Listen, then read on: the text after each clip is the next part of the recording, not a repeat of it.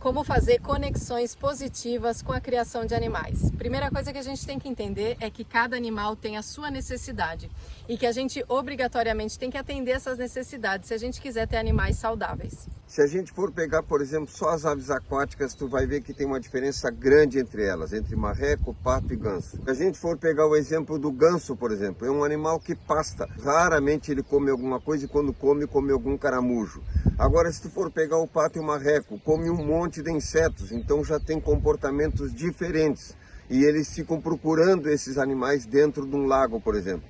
Então, se tu tens um lago, um açude, que tu construiu para ter esses animais, o que vai acontecer? Ele tem uma tendência a comer a borda e com isso ele vai estragando o lago. Então se tu vai ter um açude para a criação de aves aquáticas, tu tem que proteger a borda porque eles vão comendo a borda, porque nessa interface entre água e ar vai se criar plâncton, fitoplâncton e ele procura isso para se alimentar. Então a gente tem que já observar isso. A gente cria conexões positivas com a criação de animais, entendendo essas necessidades.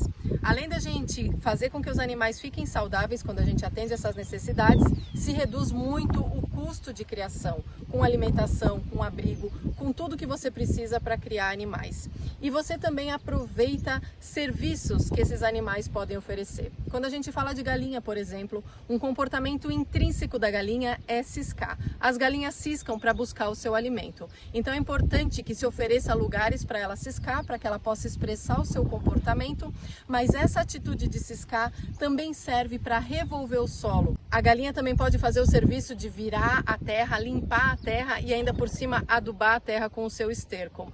A isso se dá o nome de trator de galinha. Você pode organizar uma série de estruturas para fazer um pastoreio rotativo com as galinhas, de forma que elas vão virando a terra, comendo inso, comendo bichinhos e também defecando no lugar, e depois que elas passam você tem um lugar pronto para cultivar. As folhas que tu varre no quintal, o pasto que tu roçou e juntou, tudo isso muitas vezes as pessoas botam fora ou botam em composto. Se tu fizer pilhas desse material, a galinha vai adorar ir lá ciscar, porque embaixo dessas pilhas vai estar uma série de bichinhos que vão vir do solo, então isso é um bom alimento para elas e elas gostam muito de fazer isso.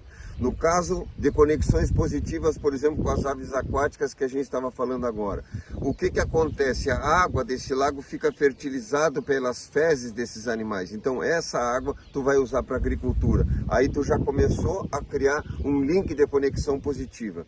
Se eu entendo que a galinha cisca, como a Tati falou, eu vou usar ela como um trator, eu vou usar ela, preciso ciscar um canteiro, preciso ciscar algum lugar, eu vou colocar ela ali, ela vai fazer esse trabalho, vai defecar e vai ciscar. Os animais aquáticos vão defecar dentro da água, essa água fica fertilizada. Então a gente começa a criar essas conexões. O cavalo, por exemplo, o gado, se eu fizer com que eles durmam uma noite em algum lugar encerrado, eles vão defecar ali e eu tenho uma quantidade de esterco que eu posso juntar toda a noite quando eles estão dormindo ali. Já estou criando uma conexão positiva. Eu posso pegar esse esterco, levar para um biodigestor, posso levar para o composto, posso colocar direto na horta, enfim. Tudo isso que a gente tem que começar a analisar. Por isso que a gente faz essa análise dos animais para tirar uma conexão positiva em todo o processo deles, tanto no alimento deles, como nas fezes deles, no ambiente que eles estão convivendo. O objetivo é ter criações saudáveis, que não deem trabalho, que não tenham um alto custo, e para isso a gente precisa entender essas características todas dos animais e do ambiente, porque é necessário combinar o ambiente com o animal. Nem todo lugar você consegue criar qualquer animal, nem todo animal vai se adaptar a qualquer situação.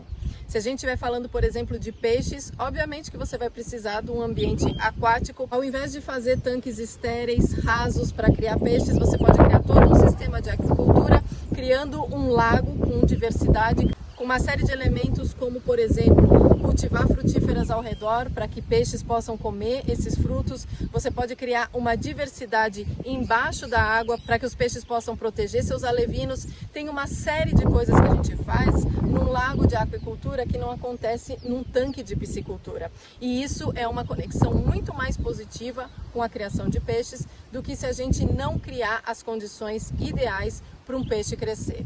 E além disso, assim como o João falou que a gente pode fazer com a água fertilizada por marrecos e patos, a gente também pode usar a água dos tanques, dos lagos de criação de peixes para fertilizar cultivos. E tanto no lago como tu vai criar peixes, como na criação de galinha, tu pode colocar uma lâmpada sobre o lago para que junte inseto na noite. E esses insetos vão cair na água e os peixes vão comer. E nas galinhas a mesma coisa, tu vai colocar uma lâmpada perto do chão, na noite junta um monte de insetos, no outro dia as galinhas vão ter insetos ali para comer. Isso é fonte de proteína, de quitina, enfim, é excelente para alimentação, tanto dos peixes como das galinhas. Então aí tu criou uma outra conexão positiva.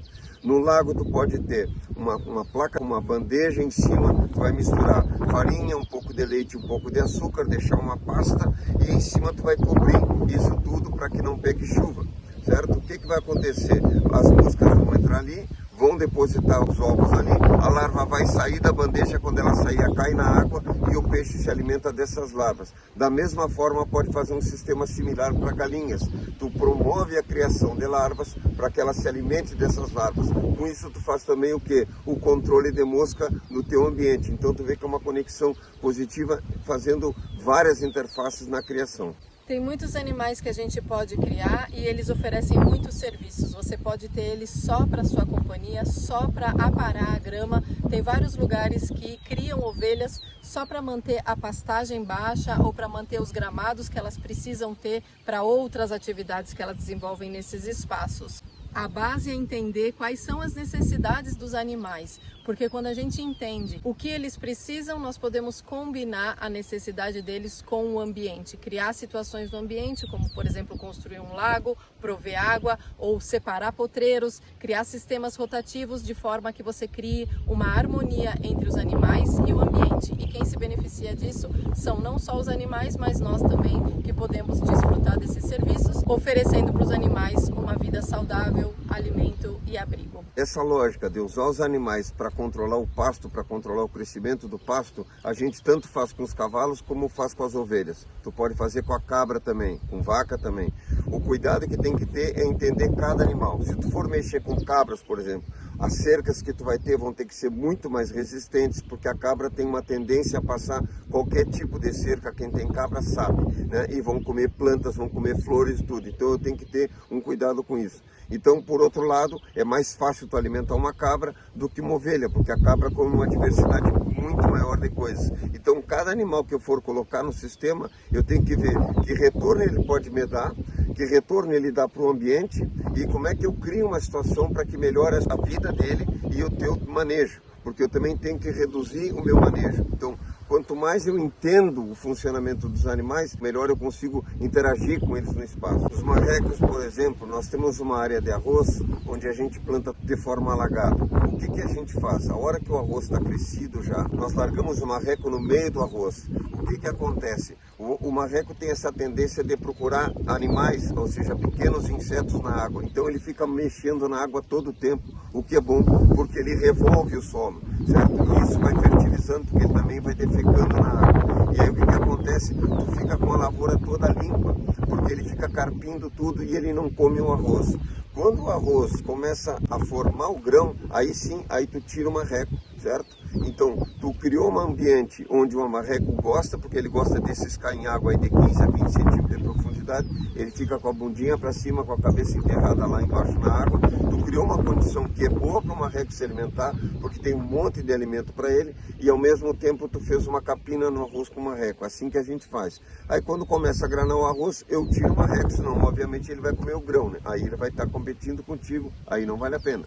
Esses são alguns exemplos de conexões positivas que tu pode fazer com os animais no ambiente. Por isso que é importante entender o comportamento de cada um deles. Os animais fazem parte da vida no campo. Eles são fundamentais para o funcionamento de todo o espaço. As abelhas que polinizam, os herbívoros que estercam por toda a área. É importante a gente colocar animais nos nossos espaços sempre que possível, só para compor essa integralidade e essa estabilidade do lugar. Entendendo essas condições, a gente cria um planejamento rural integrado, onde os animais têm a melhor condição, onde a gente pode conectar outros sistemas, como por exemplo a horta com a criação de galinhas, levando resíduos da horta para as galinhas e trazendo também o esterco das galinhas para a horta, e assim a gente vai ligando as funções de forma que uma coisa ajude a outra. E isso faz com que o espaço funcione de uma maneira muito mais eficiente, com um custo muito mais baixo, fazendo com que ele consiga de fato se manter no tempo.